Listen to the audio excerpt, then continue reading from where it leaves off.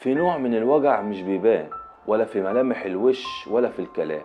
وجع ساكت اسمه أنا تعبان، أنا مش لاقي اللي فاهمني.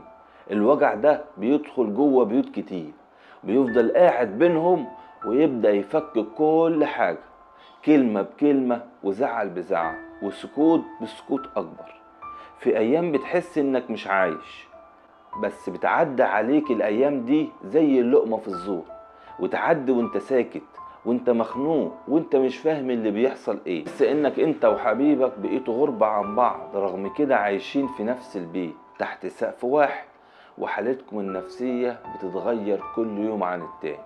وضيف على كده الظروف اللي بقت أصعب عن الأول، ضغوط رهيبة في المصاريف هنا وهناك، شغل بقى محدش طايقه، فلوس مش مكفية، عيال بقت مسؤوليتها أكبر عن الأول، ومن هنا بقى كل واحد شايل ومش قادر يفكر في مصاريف ولا يفكر في شغل ولا في مديره اللي بيضغط عليه كل شوية.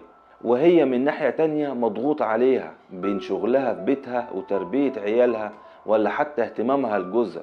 رغم كل الظروف دي محدش فيهم خد لحظة يبص للتاني، يبص ويقول أنا شايفك تعبان، أنا لسه حاسس بيك.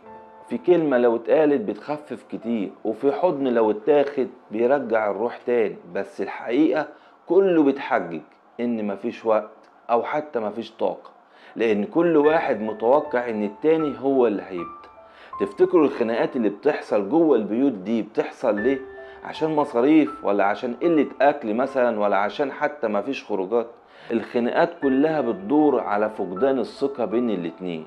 كل واحد حاسس ان التاني مبقاش جنبه، ان الحب اتغير، وان اللي كان بيحضنه بقى مشغول بحياته وسط الظروف الصعبة اللي احنا فيها، رغم ان حياتهم هما الاتنين. عشان كده مش شايفين التعب اللي في عينين بعضيهم، وكل واحد بقى ليه مكان معزول عن التاني، بقت في مسافة كبيرة بينهم، مسافة كلها وجع وهموم.